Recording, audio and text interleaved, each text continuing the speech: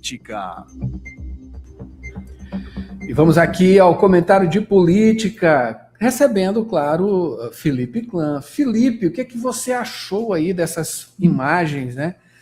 São Luís amanhecendo com essa fog, né? Uma fog londrina, uma neblina, né? Como é que está a política do nosso estado? Também está envolta a neblina? Ora, nesse momento aqui, eu até mandei para vocês, né? Está um sol fantástico. Estou olhando daqui a Universidade Federal do Maranhão, pelo menos que eu imagino que seja o local da universidade. Então, o sol está claro, né?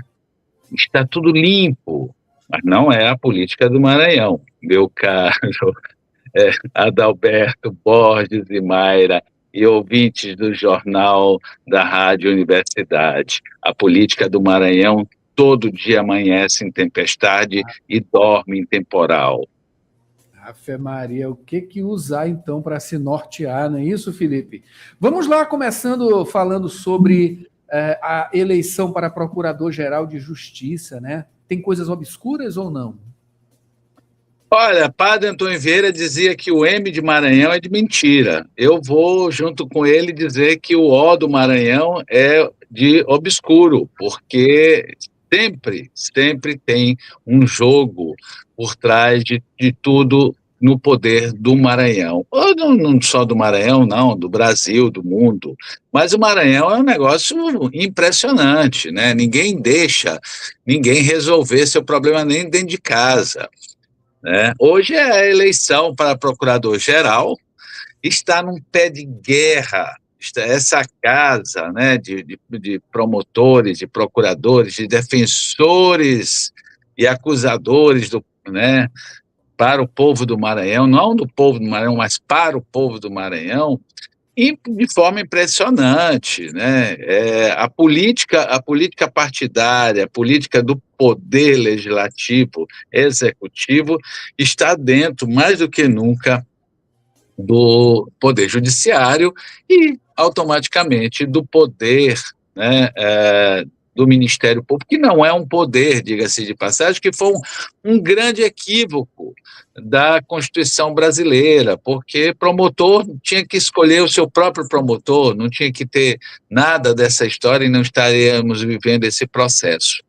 Mas hoje são 5 candidatos, o atual procurador, né, Danilo, e o candidato mais forte apontado pelos demais procuradores e promotores e promotoras que eu converso de uns 2 meses para cá, é o Eduardo Nicolau, que hoje, né, não quer mais sentar na mesma mesa do Danilo, apesar que foram amigos durante uma vida, e o Eduardo o indicou. O que aconteceu, eu não sei dizer. Eu fiz entrevistas com os dois. Era uma elegância londrina, os dois, que eu fiquei impressionado, né? Isso durante a entrevista, porque antes e depois não existia nada disso, né? Mas vamos ver o que vai dar. O que tem de obscuro é muito simples, é que a fofoca, né, dos bastidores dizem que esse resultado pode ocasionar o golpe tão esperado pelo Supremo Tribunal Federal contra o governador, né, que é um absurdo. Nós vivemos uma tal de nova república, né, no Maranhão, em que todo santo dia se acorda com a corda do pescoço do golpe.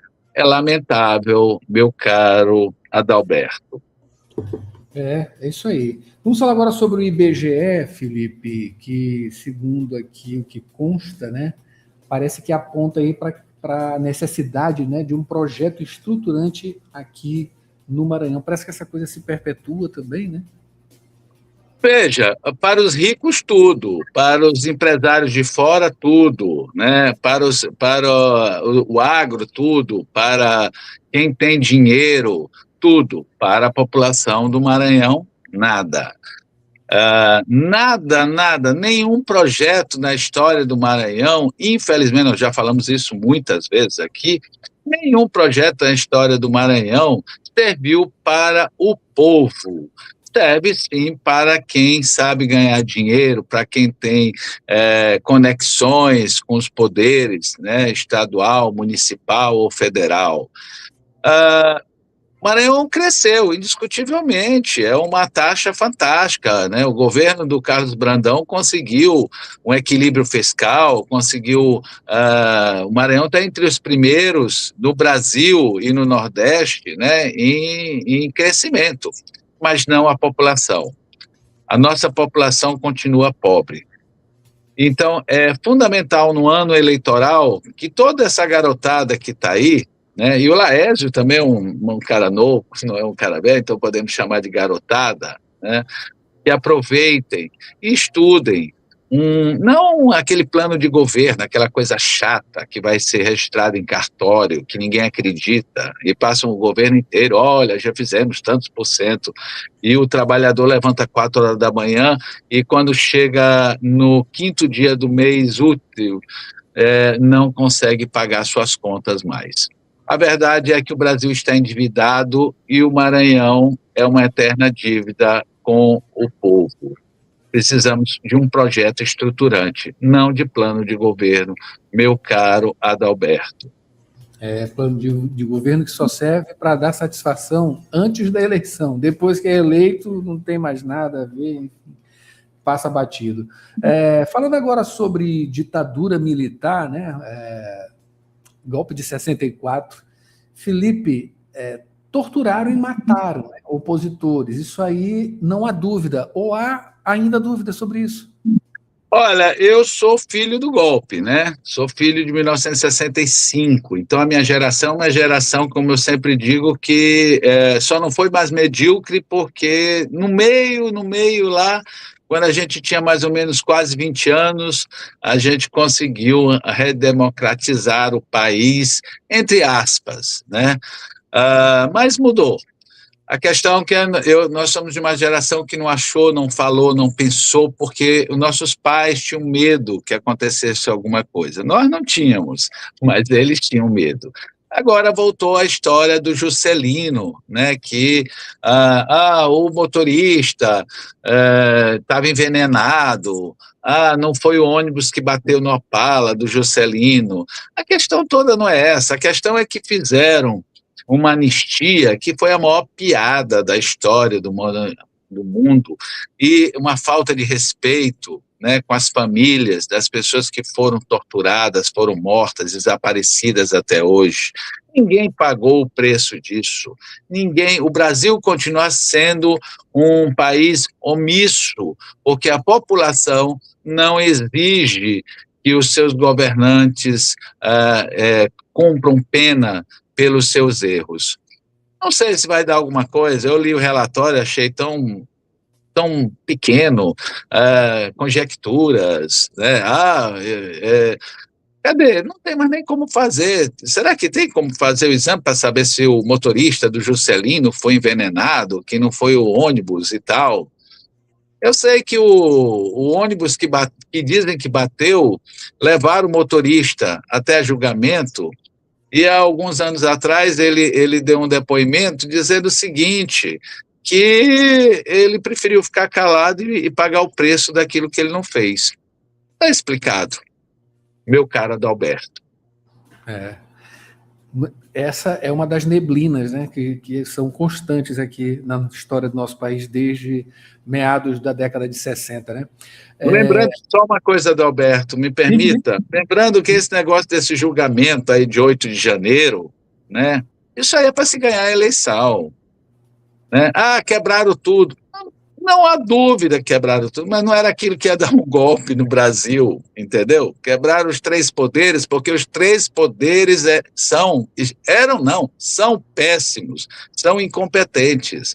Agora, que eu lembro na minha vida, com 61 anos de idade, quantas vezes já quebraram o Congresso Nacional, quantas vezes já quebraram Brasília? Meu Deus do céu, a turma mesmo da esquerda né, o oba-oba, os bichos grilo, estavam tudo lá quebrando também, como da direita, fizeram a ditadura militar. Vamos parar com isso, né? Soltem essas pessoas, vamos pacificar esse país, nós precisamos de paz, nós precisamos que o Supremo Tribunal Federal volte ao seu devido lugar, de empregado da população brasileira e não dono desse país. Eles não vão conseguir ser dono da imprensa e nem de ninguém, meu cara Adalberto Maira e Borges. Felipe, você na semana passada falou sobre duas coisas, né, que estão em continuidade. Vamos voltar a falar de Duarte Júnior, né, e também sobre o PT maranhense, né? Primeiro com Duarte. Olha, deixa rapidinho. Eu peguei um monte de depoimentos, inclusive do pessoal do partido do Duarte, né? Do partido Duarte, o presidente, de forma bem sintética, disse o seguinte: ele quer ser candidato a senador, ou seja, não é o partido que está. A grande verdade é que o Duarte não tem uma legenda para conseguir se reeleger. Ele é um cara dinâmico, inteligente e tal, mas é uma pessoa que não soube criar harmonia em volta dele, ou seja, ninguém quer estar junto de um cara que quer sempre ser maior do que todos. Lamentavelmente, é uma capacidade, tanto um advogado, como um gestor, como um político muito capaz.